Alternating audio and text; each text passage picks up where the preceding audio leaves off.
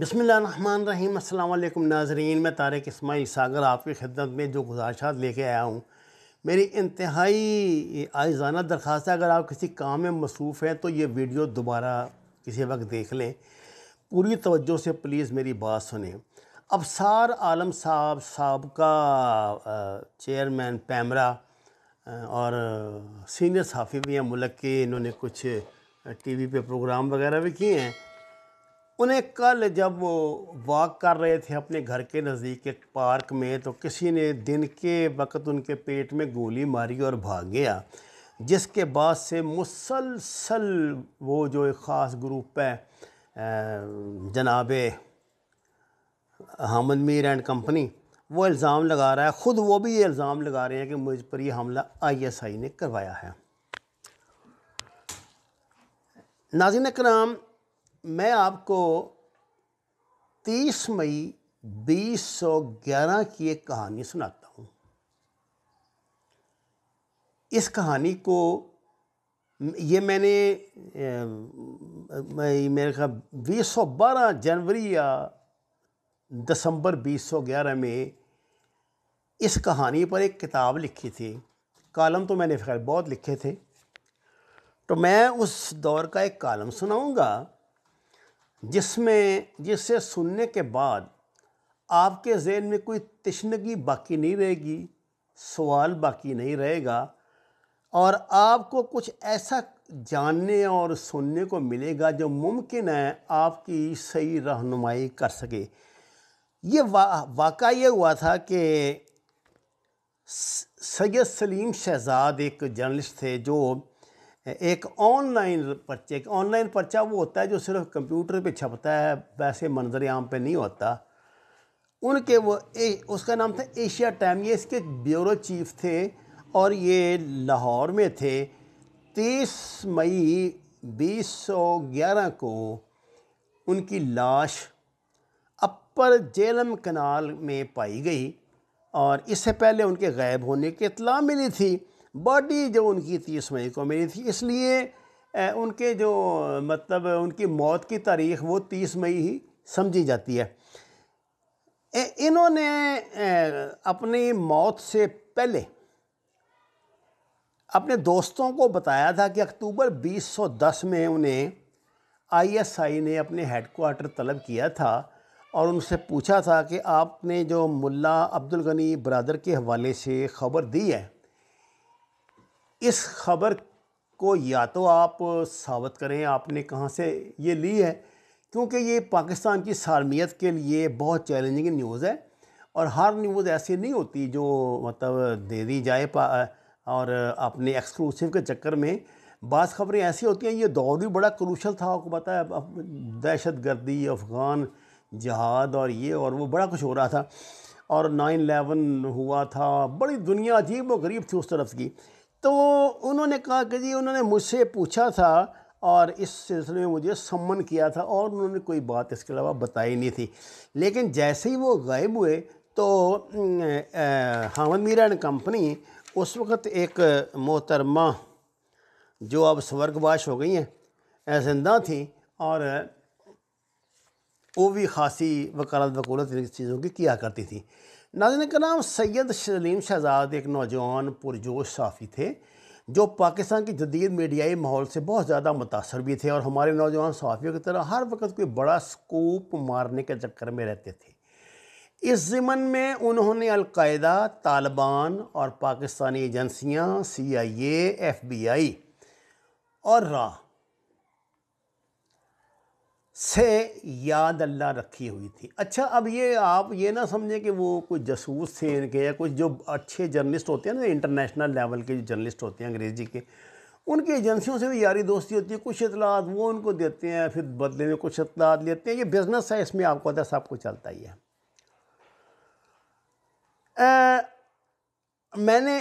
میں ایک اپنے کالم کا میں نے حوالہ دے کے کہا تھا کہ یہ جو دہشت گرد ہوتے ہیں نا، یہ بہت ڈرپوک، خوف زدہ اور گھبرائے ہوئے لوگ ہوتے ہیں۔ آپ حیران ہوں گے میں نے کیا بات کر دی۔ میں نے بات اس حوالے سے کی ہے کہ وہ اپنی سیکورٹی کے حوالے سے، آپ کو پتہ ہے اکثر جو یہ ہوتے ہیں نا خودکش بمبار، یہ اس کے اپنا دھماکہ کرنے سے پہلے دھماکہ اس لیے کر دیتے ہیں کہ وہ ایک سیکنڈ کا بھی پریشر برداشت نہیں کر سکتے، وہ فارغ ہوتے ہیں فٹافٹ کر کے دھماکہ. اور کئی دفعہ پہلے کسی نے ابھی اشارہ پوچھا یا ان کی طرف دیکھا یا تو وہ دھماکہ کر دیتے ہیں. ایسا متعدد مرتبہ ہو چکا ہے. آپ آج ان کے اتنے مقرب ہوں تو بھی وہ معمولی بات پہ آپ کی جان لے سکتے ہیں. صوبہ سرحد اور فاٹا کے بیشتر صحافی بھائی جو ان دی لائن آف ڈیوٹی پہ مسند شہادت پہ سرفراز ہوئے، ان کی کہانی سلیم شہزاد سے کچھ مختلف نہیں. سلیم شہزاد کو کس نے مارا؟ یہ میں نے کتاب کا ہی نام رکھا تھا. یہ اپنا ایک کالم آپ کو پڑھ کے سنا رہا ہوں جو میں ان دنوں شائع ہوا تھا. خاص نے اس پہ بہت ریسرچ کی. صرف ایک حقیقت عرض کر دوں کہ کرنل امام کو طالبان اپنے والد صاحب کا درجہ دیتے تھے. جو لوگ جانتے ہیں دہشت گردی کی تاریخ کو یا جن کا سبجیکٹ ہے وہ کرنل امام کے نام کو بہت اچھی طرح واقف ہوں گے، ان کی تاریخ بھی جانتے ہیں. اس میں کوئی شک نہیں کہ کوئی ایسا نہیں طالبان، چاہے وہ ٹی ٹی پی والا ہو چاہے افغانستان، جو انہیں اپنے مرشد کا درجہ نہ دیتا ہو. اتنے بڑے وہ آدمی تھے، لیکن انہیں بھی طالبان نے مار ڈالا. حیرت انگیز طور پر یہ جو سلیم شہزاد کو صلاح الدین ایوبی بنانے کا فیصلہ جو کیا گیا ہے وہ کیوں کیا گیا ہے، اس کا جواب جلدی مل جائے گا. مجھے اس حوالے سے صرف چند گزارشات کرنی. اس دنوں محترمہ آسمہ جہانگیر ابھی سورگواش نہیں ہوئی تھی، تو میں نے کہا تھا کہ آخر آسمہ جہانگیر، حامد میر اور شاید ایک دو اور خواتین حضرات نے شروع سے رائے کیوں قائم کر لی ہے کہ انہیں ایجنسیوں نے مارا ہے. اشارے کنائے سے وہ بات کہتے رہتے ہیں کہ سلیم شہزاد کو انصاف دلانے کے لیے جان سے گزر جانے پر بھی تلے ہوئے ہیں. میری چند معروضات ہیں، ٹھنڈے دل سے سن لیں. یہ میں نے آپ کو کہا تھا جو میں پڑھوں گا نا وہ آپ کو آج کی ابصار عالم کی ساری کہانی آپ کو سمجھ آ جائے گی. جو اینکر خواتین و حضرات بہت سرگرم ہیں، ان میں حامد میر، محترمہ نسیم زہرا، نصرت ٹھاکر اور مشتاق منہاس. شاید ایک یا دو اور نام باقی ایسے ہوں گے جس میں شعبہ صحافت سے جن کا باقاعدہ تعلق رہا ہو. باقی دوسرے یہ تھے این جی اوز ٹائپ جو چیزیں ہوتی ہیں، یا وہ کالم نگار رہے ہوں. وہ کس حیثیت پہ اتنی گرم جوشی کا مظاہرہ کر رہے ہیں. پھر میں نے حامد میر کو یاد دلایا تھا کہ ایک قتل ان کے دفتر میں بھی ہوا ہے، اس نوجوان کا جس کو ایم کیو ایم نے قتل کیا تھا، کہ آپ اس سلسلے میں بھی کچھ پیش رفت فرمائیں، کیونکہ آپ نے کہا تھا کہ آپ کو قاتلوں کا علم ہے. ان کا بھی نام لے دیں. اگر آئی ایس آئی نے کیا ہے، ابھی تو آپ نے لیا نا آئی ایس آئی کا، اس کے حوالے سے بھی آئی ایس آئی کا نام لے دیں. اچھا صاحب، ان دنوں 72 صحافی جو ہے نا شہید ہو چکے تھے. میں نے کہا تھا کہ ان 72 شہیدوں نے صحافیوں میں سے کسی کے لیے اس پیمانے پہ تحریک کیوں شروع نہیں ہوئی؟ کیا صرف وہی صحافی معتبر ہے جو غیر ملکی پرچوں کے لیے کام کرتا ہو یا ان میں لکھتا ہو؟ آخری شدت سے تحریک شروع کرنے کے لیے سید سلیم شہزاد ہی کو کیوں منتخب کیا گیا؟ مطلب وہ ایک ایوریج جرنلسٹ تھا، کوئی بیچارہ میرے جیسا ہی تھا.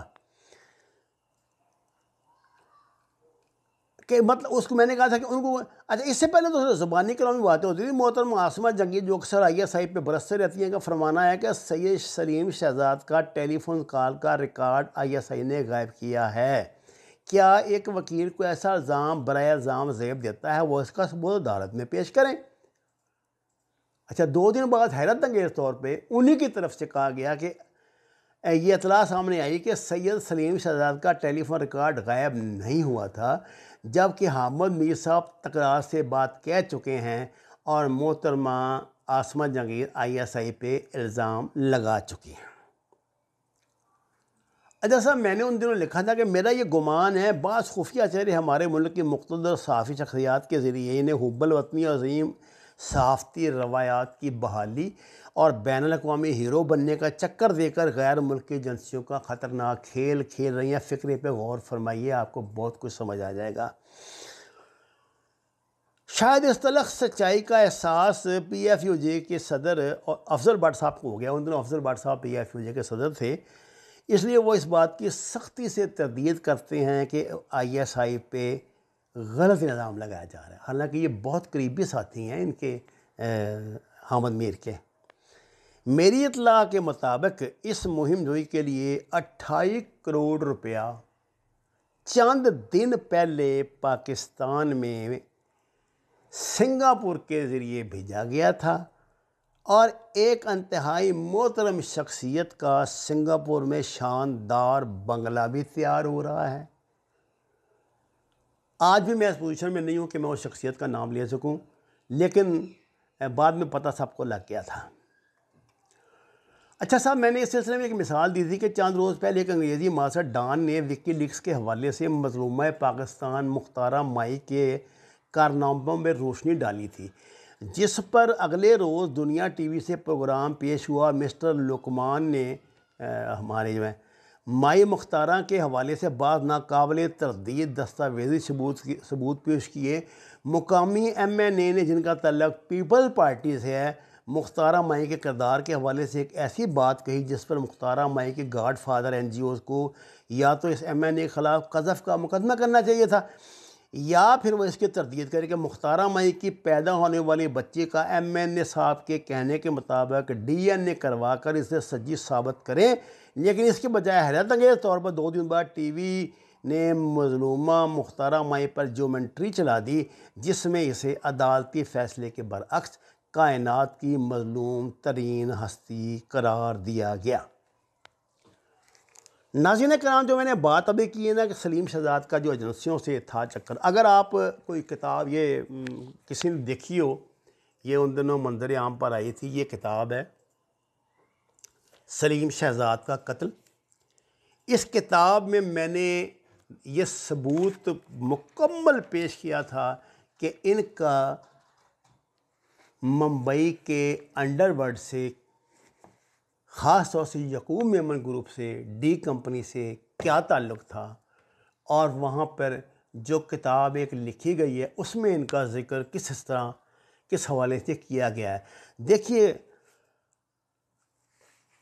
ہم کسی کو اپنے جو ہوتے ہیں نا، ہمارا جو اپنے، چلیے میں کہتا ہوں کہ چھوڑیے کہ ایجنسیوں کو بھی چھوڑیں، ہر آدمی کی اپنی ایگو بھی ہوتی ہے، اس کو ہم صحیح ثابت کرنے کے لیے نا الزام برائے الزام لگاتے چلے جاتے ہیں۔ اور اس سلسلے میں مظلوم ترین جو ملک کی ایجنسی ہے اس کا نام ہے آئی ایس آئی۔ میں کہتا ہوں کہ ابصار عالم صاحب نے کہا کہ جی مجھے آئی ایس آئی نے مجھ پہ حملہ کروایا۔ انہوں نے بیٹھ دیا، ابھی وہ زخمی تھے تو کار کے اندر ہی انہوں نے وہ لگایا ہوا تھا کیمرہ، اللہ جانے سارا کچھ پہلے سے انہوں نے بندوبست کیا ہوتا ہے۔ تو وہ کہہ رہے تھے کہ جی آئی ایس آئی نے کروایا یہ، اور انہوں نے براہ راست جنرل فیض حمید پہ الزام لگا دیا تھا۔ اسی طرح کا الزام براہ راست جو ہے نا اس نے جب یہ اس پر حملہ ہوا تھا حامد میر پر، وہ بھی لگا دیا تھا۔ اس حملے کے حوالے سے جو کچھ سامنے آ چکا ہے، میرا خیال ہے اس کے بعد اگر کسی میں شرم حیا ہو تو وہ بات کرنے سے پہلے 100 مرتبہ سوچے گا کہ میں کیا بات کر رہا ہوں۔ مجھے آپ ایک بات بتائیں، آپ ایک خبر پاکستانی ڈیفنس کے، اور بہت جو ڈیپ ڈیفنس ہوتا ہے اس کے حوالے سے دیں، تو کیا آئی ایس آئی کو یہ حق نہیں پوچھنے کا جس خبر سے ملک کی سالمیت سٹیک پر لگی ہو کہ جناب یہ خبر آپ نے کہاں سے حاصل کی ہے؟ کیونکہ انہیں شک ہوتا ہے کہ یہ بات تو صرف ان تک محدود تھی، تو ان میں کوئی غدار تو نہیں ہے، یہ بتانا، یہ پوچھنا تو کوئی جرم نہیں ہے۔ دنیا کی ہر پوچھنا کیا، سی آئی اے اور ایف بی آئی اور MI6 موساد تو مار دیتے ہیں، لمحہ نہیں لگاتے، مار دیتے ہیں۔ ابصار عالم صاحب کے کارنامے میں آپ کو کیا بتاؤں، کیونکہ ظاہر ہے میں تعصب سے کام لوں گا، میں انہیں قطعاً پسند نہیں کرتا، میرے خیال سے وہ میں اور تو کوئی ایسا گھٹیا الزام نہیں لگاتا، لیکن میرے خیال سے وہ پاکستان کی ایک بہت بڑی سیاسی جماعت کے پے رول پر ہیں، اور وہ ان کے پورے ٹھیک طرح کے بوٹ پالشی قسم کے ملازم ہیں، اور وہ وہی کرتے ہیں، اسی طرح کرتے ہیں جو انہیں کہا جاتا ہے۔ کوئی بات نہیں، جب کسی کی ملازمت کرتا ہے تو اس کو پھر اس کا حکم تو ماننا پڑتا ہے۔ لیکن ابصار عالم کے حوالے سے اگر کوئی بندہ یہ الزام لگا رہا ہے، میری یہ درخواست آئی ایس آئی سے، خدا کے لیے اس کیس کو آپ ایسے لینئر نہ دیں، یا تو وہ بندہ ڈھونڈ کر دیں جس نے یہ حملہ کیا ہے۔ اگر وہ بندہ نہیں ملتا تو پلیز جو لوگ آپ پہ الزام لگا رہے ہیں انہیں عدالت میں لے جائیں اور انہیں کہیں جی ثابت کریں کہ ہم نے مارا ہے۔ دیکھیے یہ بچوں کا کھیل نہیں ہے، یہاں جو بندہ کوئی بھی ڈرامے بازی کرے وہ آئی ایس آئی کا نام لے دیتا ہے، اور اس فضا میں جس طرح کی ملک میں بن گئی ہے یا بنائی گئی ہے، اس طرح کے واقعات اب دوسرے تیسرے دن کوئی نہ کوئی ہوا کریں گے۔ ابھی یہ معاملہ تھوڑا سا ٹھنڈا پڑا ہے، ابھی مجھے کسی نے ایک بڑی بنائی وہ بستر پر لیٹے ہوئے ہیں شیخ رشید کا، شیخ رشید پر قاتلانہ حملہ کہ جی ہو گیا ہوا ہے۔ کل اس کے جمعے والے دن رات کو ان کی حویلی کے گرد جو گھراؤ کیا تھا تاجروں نے، آپ اندازہ کریں پھر تاجروں کا کیا تعلق ہے گھراؤ کرنے سے، اور عشق نبی میں تاجروں نے بھی گھراؤ شروع کر دیا اور اس کی حویلی پہ حملہ کرنے کے لیے پہنچ گئے۔ یہ ساری ڈرامے بازیاں اب چل رہی ہیں، کیونکہ میرا شعور بالغ تھا۔ مجھے یاد ہے 71 کے سانے سے پہلے اس دنوں میڈیا کا اتنا ایکسپوجر نہیں تھا، اسی طرح کی ڈرامے بازیاں چلا کرتی تھیں۔ اللہ تعالی ہمیں سچ کو سمجھنے کی توفیق نصیب کرے، ہماری زبانوں پہ کنٹرول عطا کرے فرمائے، اور ہمیں بولنے سے پہلے جاننے کی صلاحیت سے نوازے۔ وما علینا الا البلاغ المبین۔ ناظرین کرام، درخواست ہے قرآن و نماز کو ترجمے کے ساتھ جانیے، ہمارے چینل کو سبسکرائب کریں، لائکس دیں، سچ کے سفر میں ہمارا ساتھ دیں۔ آپ کا بہت شکریہ۔